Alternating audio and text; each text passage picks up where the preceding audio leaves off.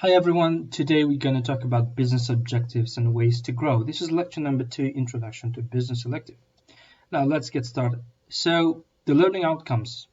Define the main forms of business organization. We're going to talk about each of them and then say when and how each form of business organization is convenient in a particular case. And then we'll talk about business objectives. What is a business objective? Why do we need them? Why it's worth setting them at the very beginning. And then we're going to define what the stakeholder concept is and then look at different types of stakeholders. Okay, so globally, there are commonly used types of business organizations. The first one is a sole trader, and then private limited company and the public limited company. In Kazakhstan, the same scenario. So these are the most common, not only limited to these three, but these are the most commonly used and widespread types of business organizations. The sole trader, which is also known as ИП, индивидуальный предприниматель, ЖК кәсіпкер, private limited companies, ТОО, товарищество с ограниченной ответственностью, public limited company, акционерное общество, акционерное қоғам. So these three types of organizations are the most commonly used in Kazakhstan. Let's take a look at each of them individually, look at the advantages and disadvantages. So let's begin with the sole trader. Now the sole trader is when you have only one shareholder. What does it mean, shareholder? A founder, учредитель, a founder. A founder of a company legitimately can be only one person in a sole trader case. So there is not only one person which is formally owns the business. So you can't have, in this particular case, you can't have any partner or partners. So you are the only boss, you are the only owner of the business, 100% control. Few legal regulations, it's fairly easy to start with. It takes only 10 minutes to start ИП, to start sole trader, using eGov if you have ЭЦП. So, and it's free, by the way, so it's fairly easy to start this particular type of organization. Now, sole owner of the whole profit. Obviously, if you are the only founder and only boss, the whole profit goes to you. The biggest disadvantage is unlimited liability. Let's talk about it. Now, liability is a synonym of responsibility. Unlimited means no limits. Now, let's define what is unlimited liability. Now, let's say that your name is Baurzhan and you have started ИП CPS, for example. Now, your ИП CPS has taken some bank loan from a bank. And unfortunately, after some time, your company is no longer profitable and you can't actually pay your debt. Now, unlimited liability means that the problems of your ИП CPS are actually transmitted or transferred to the Baurzhan himself. So the problems of the company become the problem of Baurzhan, which means that bank can say, well, you're a sole trader, therefore there is no limits between you and your company. Therefore, if you don't pay us the money, we can actually take away your personal belongings, such as Baurzhan's car or Baurzhan's apartment. That's very unfortunate, but that's what is unlimited liability. There's no limit between you and your company. Restricted with expansion. It's true. It's basically because of the taxes. Okay. Now the sole trader, there is a very certain and special tax form for these companies. It's called упрощенный налоговый режим. For example, you're no longer eligible to stay with this taxation regime if you exceed certain amount of revenue. For example, in 6 months' time, if your revenue exceeds 63 million tenge nowadays, you're no longer eligible to stay with this taxation form, and then therefore you'll have to change the taxation form. But ИП and sole trader is obviously, if you need some funding, usually the appearance and reputation of staying as ИП is perceived by other B2B customers or B2B clients or partners as a very small company. So usually sole traders are small companies, they're perceived as small companies. That's the disadvantage. No partner who can help during your absence. You are the only boss, but at the same time you actually are responsible for the whole stuff. Business stop its existence after the founder dies, because we said that there is no limit, so it's directly related to you as a physical person. Therefore, if you die, unfortunately, your business will also stop its existence. Okay, private limited company. Now, private limited company can be one person, and can be more than one person, up to 50 in Kazakhstan. 50. Now, the thing is that the shareholders can be multiple shareholders, one shareholder, multiple shareholders, up to 50.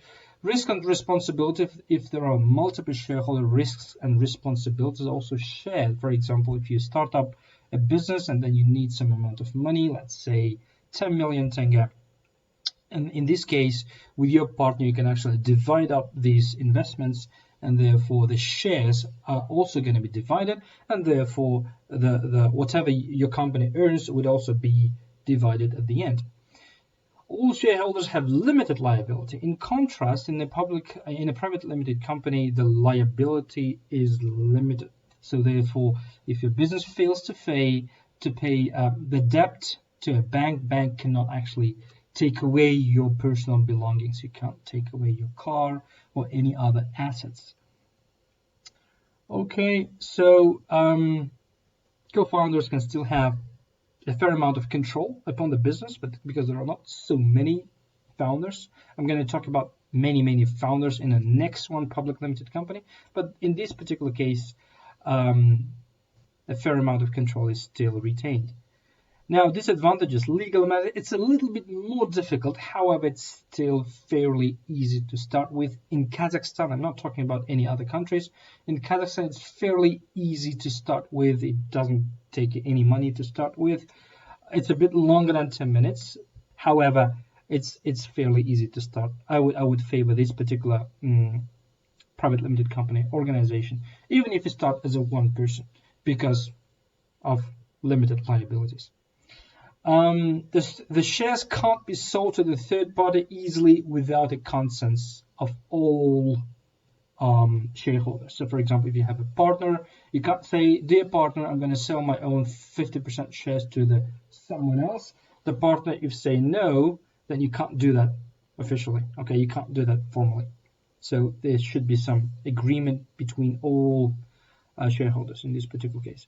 Now, public limited company, акционерное общество, usually perceived as large companies, but it doesn't necessarily mean that private limited companies are always smaller than public limited companies. Private limited companies, in fact, can sometimes be even larger than public limited companies. So there isn't such a thing, such a solid rule on that. However, usually, as a rule of thumb, usually public limited companies, they just tend to be larger companies. Now, advantages, again, limited liability, which is good news, and then opportunity to raise a very large capital. What does it mean? Now, let's say that you have started operating as private limited company. You've been doing very well, but then you need to expand. So you say, okay, I'm going to go to the market of Russia, and I'm going to need another few $1 million. How do I find this amount of money? You have several options. The first option is you actually use your own money. You use the company's money. You actually take debt from bank. You borrow money from the bank. And the third option is actually you say, I'm going to go public and say, hey, everyone, we've been such a successful company. Would you like to be a part of our company? I'm going to sell the shares or the right to possess a certain portion of a company, okay, to a certain money. And then this happens in different marketplaces. In Kazakhstan, it's Kasya, Kazakhstanskая фондовая биржа, the largest marketplaces known in the world are NASDAQ in the US, New York Exchange, and then London Stock Exchange, Hong Kong, and so on. So these are the largest marketplaces where the company can go I'm sure you have heard about IPO, right? This is initial public offering, where company initially offers to the public its shares, and then the market decides whether they want to invest or not. And if you do remember from the supply and demand rule, if there are lots of people who were willing to invest in this company because they're very excited, in this case, the price per share goes up. If you do remember the Amazons, the Teslas shares so far, they have rocketed a lot because the company has been so successful. No restriction on buying and selling and transferring shares anytime to anyone. Every day, no limits. You can sell as many as you want anytime to anyone. Usually large businesses have high status, attract suppliers, and lend money easier. So when you're a public limited company, then there is usually a bigger trust to you because you are public. That means you're supposed to be transparent. If you have millions and millions of shareholders, you should publish your company's performance results to everyone, because that's the rule. That's the rule of the game. If you're a public limited company, then you have to be very transparent, and therefore the trustworthiness of the company also rises. Disadvantages: it's fairly difficult to start with. Legal matters are quite complicated. They're expensive. You have to pay to the underwriter companies that will be in charge of with the IPO and so on. Another disadvantage: there is no secrecy. Everyone knows how much your company earns. Everyone knows how much the shareholders are earning, and so on. Losing control of original founders, that's what usually happens. Even the largest companies with, for example, Jeff Bezos, he originally started with a fairly big amount of shares, but now he has a very tiny, relatively tiny, maybe 15 to 20% of the company as shares. Okay. Now, enterprise. What is enterprise? I'm going to talk about it fairly quickly. So enterprise is a legal entity, a company practicing a business activity, and we've mentioned that already. What is business activity in the previous lecture? Entrepreneur is a person who organizes and operates and takes the risk for running the company, for running the enterprise. When you start up the company, it's like you invest, you do whatever what is needed. However, you're never sure what's going to happen.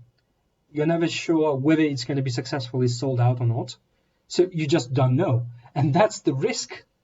However, there is a very fundamental rule of thumb. The higher the risk, usually the higher the reward. In fact, entrepreneurs are the wealthiest people in the world. Entrepreneurship, or running the business, is the only legitimate way of earning the maximum amount of money. That's why people tend to take risks and run the company. And eventually, they succeed. There is a very remarkable entrepreneur in Kazakhstan, Aydin Rakhimbayev. He is a founder of BI Group. Elon Musk is a very well-known person. So these guys are very well-known entrepreneurs. Advantages: independence, profitable. As I said, this is the only way of earning immense amount of money. Disadvantages: risks, failure, opportunity cost to lose the income. If you're working for yourself, that means no one is paying you the salary, and that means that you're going to lose that particular possible income. No one will pay you the salary, so you may actually have sometimes profits, sometimes losses, and that's the biggest disadvantage. However, profitability and independence is also in place. Now, what is needed to start and run a business? Well, first of all, you need to have a business idea, okay?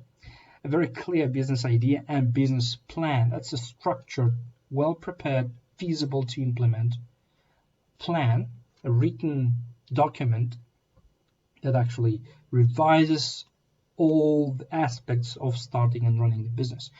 Now, your final project, in fact, is going to be the business plan. So the whole point of this course is for you to be able to come up with your own business plan, to refine and crystallize your business idea into something actionable and feasible.